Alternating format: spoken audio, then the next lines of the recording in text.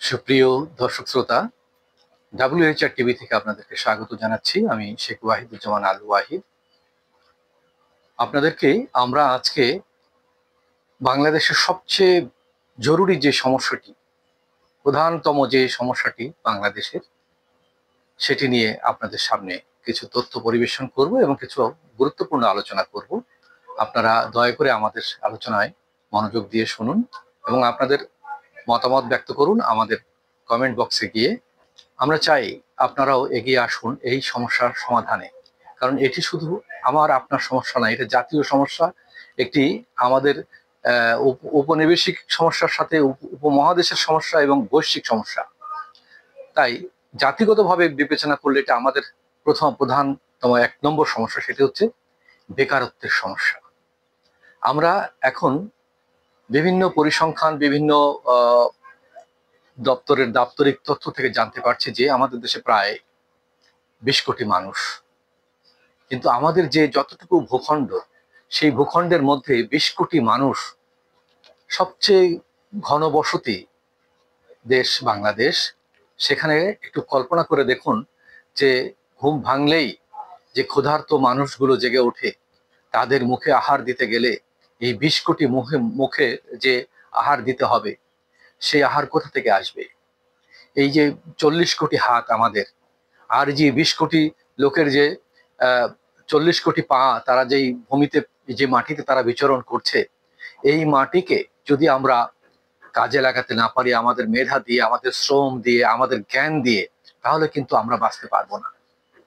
পৃথিবীতে সব দেশে এই জনসংখ্যাকে জনসম্পদে তারা রূপান্তরিত করতে পেরেছে বলে সেই দেশগুলো উন্নত হয়েছে এবং উন্নতি শিখরে এগিয়ে গেছে। দেখুন চীন কিন্তু আমাদের চেয়ে অনেক বড় দেশ। চীনে 150 কোটি মানুষ, তারা তাদের জনসংখ্যাকে জনসম্পদের রূপান্তরিত করেছে। আমার সৌভাগ্য হয়েছে, যখন আমি মেরিন অফিসার ছিলাম তখন 4 বার চাকরির সুবাদে আমি চীন ভ্রমণ করেছি। তো সেখানে গিয়ে দেখেছি তারা তাদের প্রতিটি জনসংখ্যাকে তারা জনসম্পদে কিভাবে রূপান্তরিত করেছে। ছোট্ট ছোট্ট শিশুরা যারা স্কুলে পড়ছে, নার্সারি কিন্ডার গার্ডেনে পড়ছে, যারা কেবল মানে ক্লাস 1 ক্লাস 2 পেরিয়েছে, তাদেরকেও কিন্তু হাতে কলমে অনেক কিছু শেখানো হচ্ছে, কারিগরি বিদ্যা শেখানো হচ্ছে। তাদের যে স্কিল হ্যান্ড গুলোকে তারা কাজে লাগিয়েছে, যার ফলে তাদের দেশে যে পরিমাণ উৎপাদন হচ্ছে, সেই উৎপাদন সারা পৃথিবীতে তারা ছড়িয়ে দিচ্ছে এবং প্রচুর বৈদেশিক মুদ্রা তারা আয় করছে। এক পরিসংখ্যানে আছে, সারা পৃথিবীতে যদি প্রতিদিন 60 বিলিয়ন ডলারের ব্যবসা বাণিজ্য হয়, তার প্রায় 40 বিলিয়ন ডলারের ব্যবসা চলে যায় চীনের পকেটে। ইচ্ছাকৃত হোক অনিচ্ছাকৃত হোক, বা আপনি এমন অবস্থায় এমন জিনিস তারা তৈরি করে যেটি আপনি ওই দামে, ওই মানের জিনিস আপনি ওর দ্বিগুণ দামেও কোথাও পাবেন না। তাহলে আপনি কিনবেন না কেন? এমন কিছু নেই যে তারা তৈরি করছে না। তারা তাদের জনসংখ্যাকে জনসম্পদে পরিণত করেছে।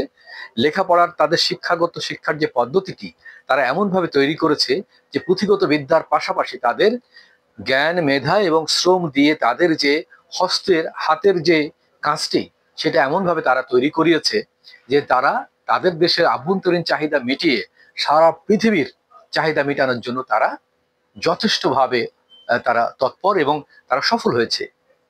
চীনের যে ইন্ডাস্ট্রিগুলো আমি দেখেছি, চীনের যে পোর্টগুলোতে আমি ঘুরেছি, সেই বন্দরগুলোতে দেখেছি যে অন্য অন্য বন্দরে আমরা যে মালামাল নিয়ে গেলে যেখানে 15 দিন আমাদের সময় লেগেছে মালামাল খালাস করে সেখানে মানে লোড আনলোড করতে গিয়ে আমাদের 15 দিন সময় লেগে গেছে, সেখানে চীন মাত্র 3 দিনের মধ্যে। আমি অবাক হয়ে গেছি, 3 দিনের মধ্যে কি করে আমাদের জাহাজের 25-30 হাজার টন মাল তারা জাহাজ থেকে নামিয়ে আবার 25-30 হাজার টন মাল তারা লোড দিয়ে দিচ্ছে আমাদেরকে মাত্র 3 দিন সময়ের মধ্যে। এবং আরো অবাক হয়েছে আমি শ্রমিকদের দেখে সবসময় আমি জিজ্ঞাসা করেছিলাম আমাদের এজেন্টকে যে এখানে সব তো শ্রমিক দেখছি, কিন্তু কোনো নারী শ্রমিক দেখছি না কেন? তিনি হেসে দিয়ে বললেন, যা দেখছেন আপনি এর অর্ধেক হচ্ছে নারী শ্রমিক। আমি অবাক হলাম যে কি করে এটা চেনা যাবে। তো বললো যে দেখেন, এই একই পোশাকে তারা কিন্তু শ্রমিকদের একই রকম পোশাক, কিন্তু নারীরা যারা এখানে শ্রমের এসে কাজ করে তারা এমন ভাবে চুলটাকে ভাঁজ করে ক্যাপ পরে আসে যে আপনি বুঝতে পারবেন না যে এটা নারী না পুরুষ, এবং তার পোশাকটা সেইভাবে।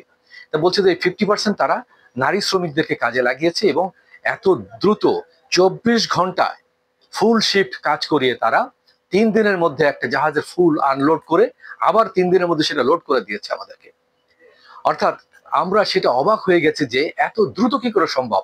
এবং চীনে যতদিন আমি ছিলাম প্রতিদিন দেখেছি যে খালি এক্সপোর্ট হচ্ছে, জাহাজ এক্সপোর্ট হচ্ছে, ইম্পোর্ট খুব কম। তাদের দেশে ইম্পোর্ট যদি এক্সপোর্ট হয়, একটা একটা বন্দর থেকে যদি 20টা জাহাজ এক্সপোর্ট হয়, তাহলে 2টা কি 1টি জাহাজ সেখানে ইম্পোর্ট হচ্ছে। অর্থাৎ যে র মেটেরিয়ালসটি তাদের দেশে পর্যাপ্ত নেই বা কম আছে অথবা নেই, সেটি তারা শুধু ইম্পোর্ট করছে। আর তারা ইম্পোর্ট তেমন প্রয়োজন করে না, আর সবকিছু তারা নিজেরা তৈরি করে নেয়।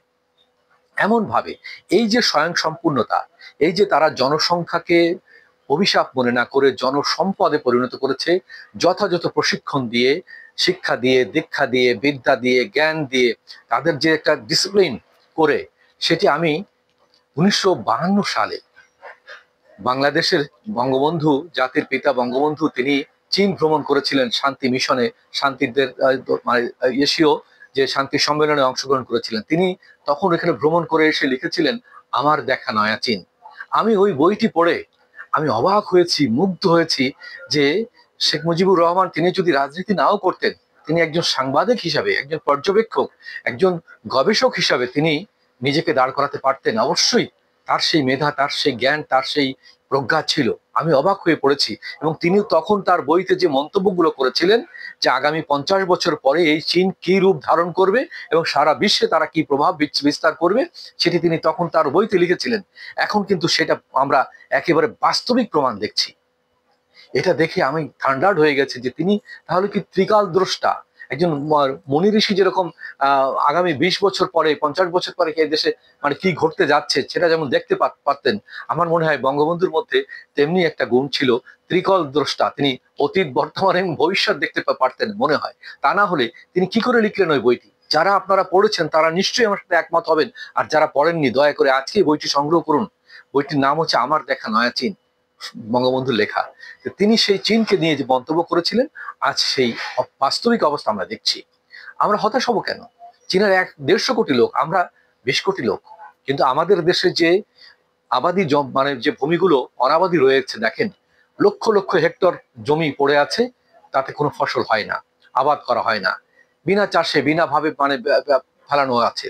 অনেক জলাভূমি পড়ে আছে, সেটাকে ব্যবহার করতে আমরা জানি না। অথচ আমি চীনে গিয়ে দেখেছি, কোরিয়াতে গিয়ে দেখেছি, জাপানে গিয়ে দেখেছি আমি যে তারা জলাভূমিকে এবং অনাবাদী জমিগুলোকে কিভাবে কাজে লাগাচ্ছে তারা, এবং সেখানে কিভাবে উৎপাদনশীল ফসল উৎপাদন করে তারা কিভাবে স্বয়ংসম্পূর্ণ হয়ে বাইরে সেটাকে আরো রপ্তানি করে তাদের অর্থনৈতিক প্রবৃদ্ধিকে তারা আরো ত্বরান্বিত করে নিয়েছে। এটা আমাদের ভাবতে হবে। আমাদের বেকারত্বের যে সমস্যা, এটা আমরা তুলে ধরবো, পাশাপাশি এর সমস্যার সমাধানের যে বিষয়গুলি সেটা নিয়ে আলোচনা করব। পরবর্তী কন্টেন্টে আমাদের সাথেই থাকুন। সবাইকে ধন্যবাদ।